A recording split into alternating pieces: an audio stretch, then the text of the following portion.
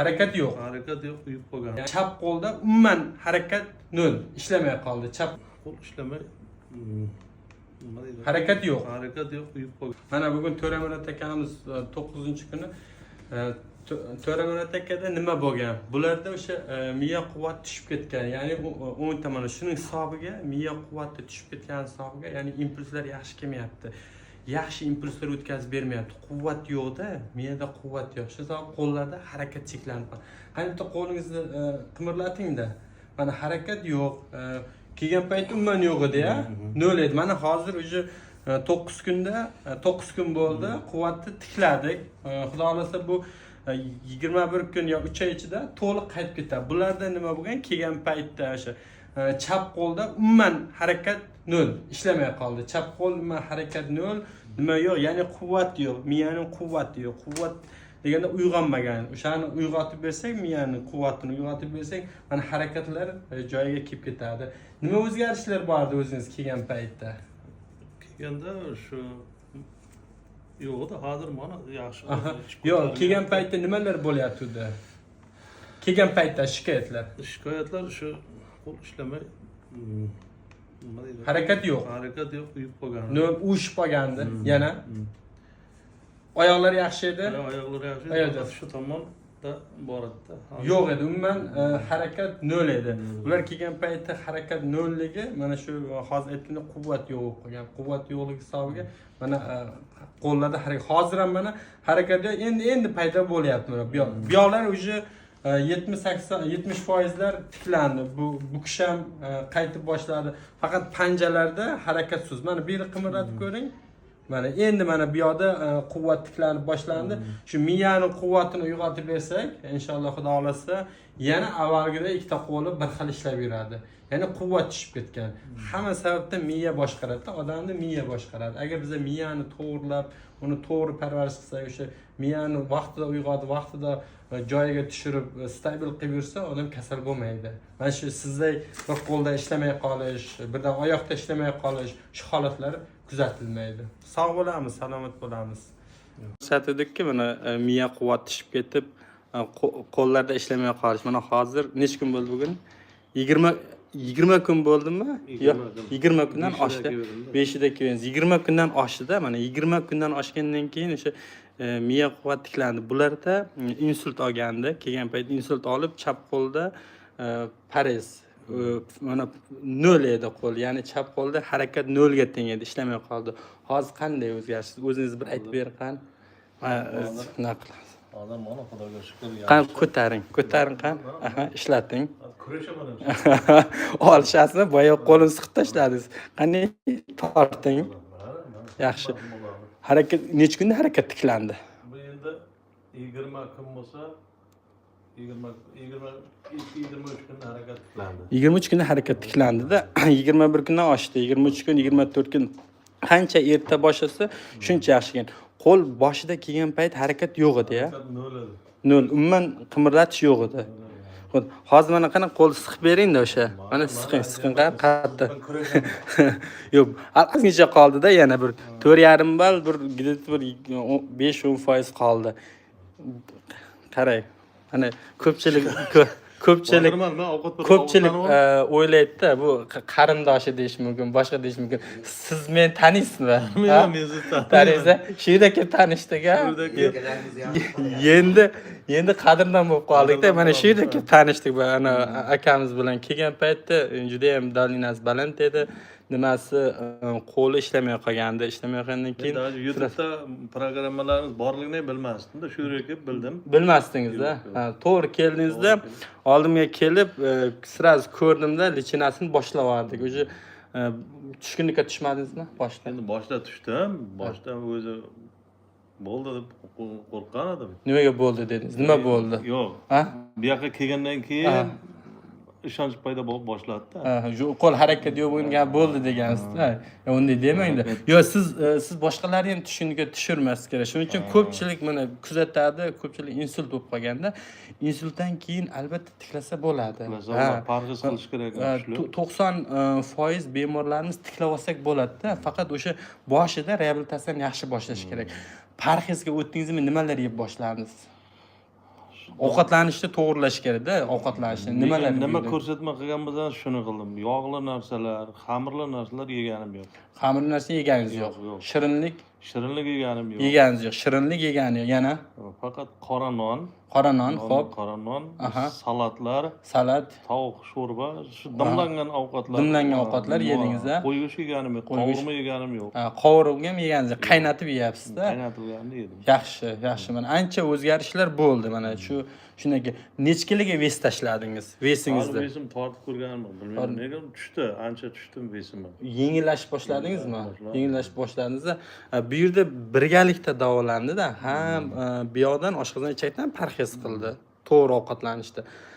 Birinchi o'rinda to'g'ri ovqatlanishni yo'lga qo'yish kerak. Keyin o'sha quvvatini yo'q. Mana ikkinchi marta keldi. Birinchi kelgan paytda qo'l harakati nol edi. O'sha videoga chiqarganman. Bundan oldin ko'rsalaring, shu miya quvvati tushib ketgandan keyin qo'lda nima parhez bergandi. Harakat nol edi. Kelgan payt umuman harakat yo'q edi. Qo'lda даже qimirlatish ham yo'q edi kelgan paytda. Keyin 10 kundan keyin salgina paydo bo'ldi. Barmoqda paydo bo'ldi. Mana shu barmoqda ozgincha paydo bo'ldi. Keyin undan keyin mana 20 kundan keyin keldingiz. Hozir mana Nino olib boshladingiz. Nino olib uyg'otyapsiz nervlarni. Qanday 2 kun ichida yana? Hozir 4-kuni bugun. Yo'q, juda yaxshi. Men o'zim oldingidan ham yaxshi bo'lyapti-da mana. Hozir aytaman, shuning uchun siz bilan kurashaman deyapman. Yo'q, hali kurashishga erta. Yiqitib qo'yasiz barku. Harbiylar bilan hazillashib bo'lmaydi. Ko'tarib otadi bular. Shunday. Nimani ovqatlanishda davom etkazamiz. To'g'ri ovqatlanishda davom etkazamiz. Parhezni qilib borasiz. Keyin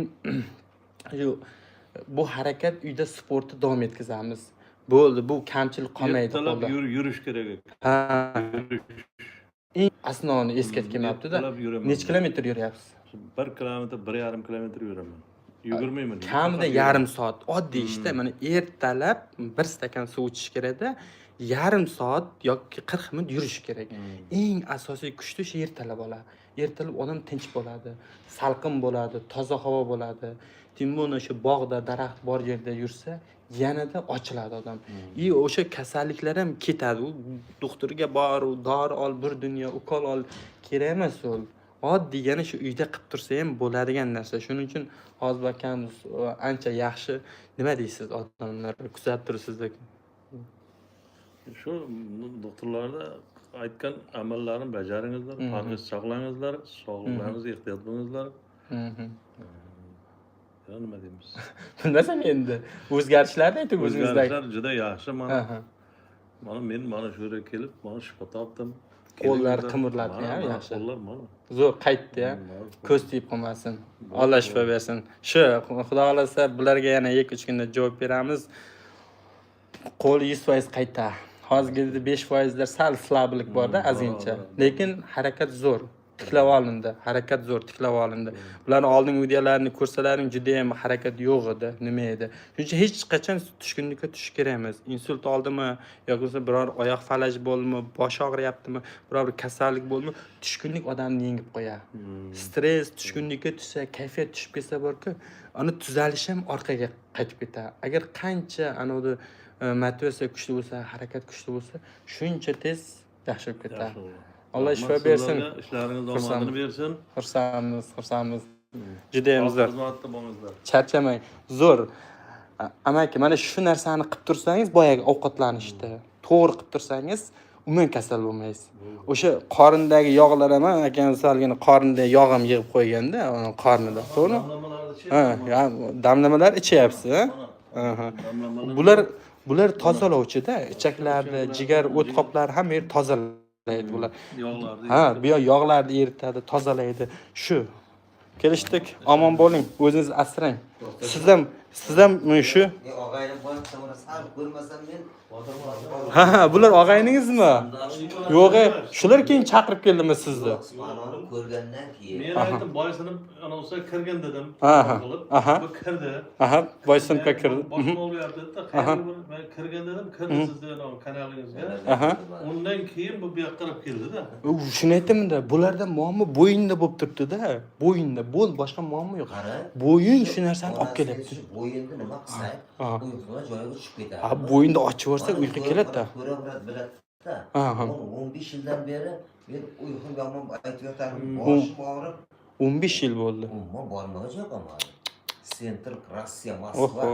oho, Moskvagacha borib kelgansiz. 2009-2010larda boshlangan bo'lsa, Mhm. shundan keyin 2013 Moskva bordim. 2013-yil ham borgansiz.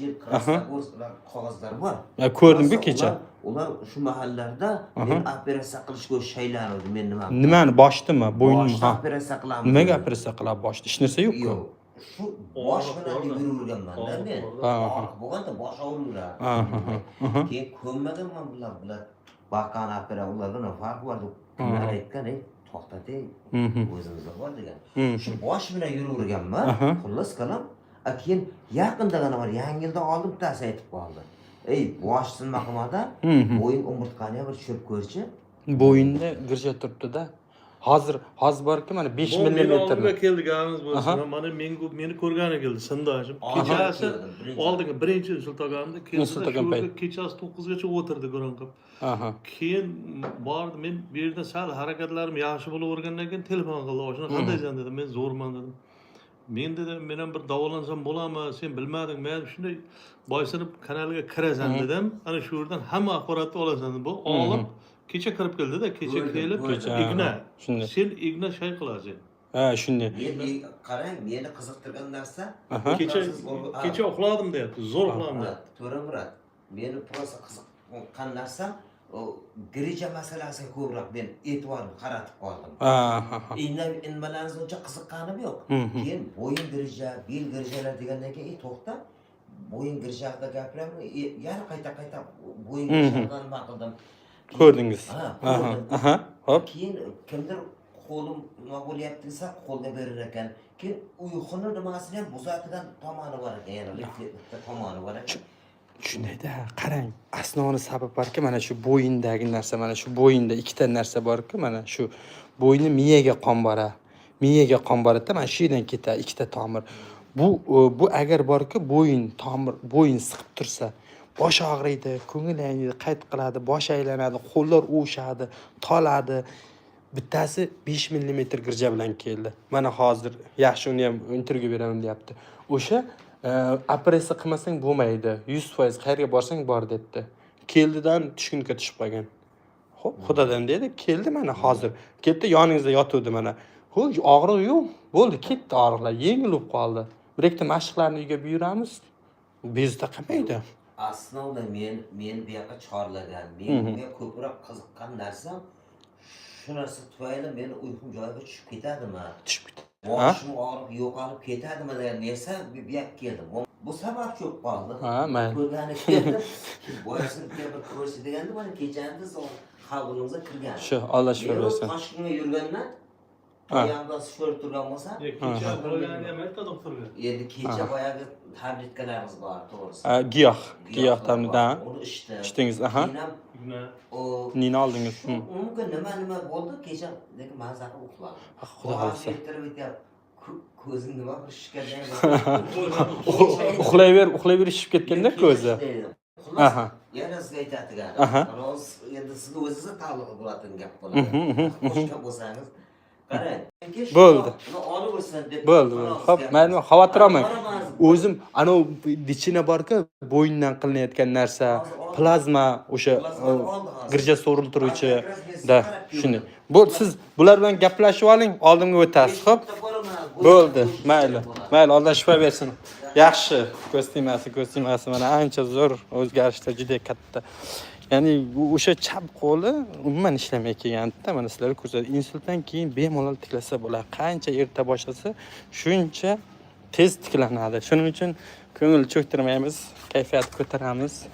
Insult olgan boshqami hammasini xudo xolisa tiklab olsak bo'ladi. Nasib bo'lsa.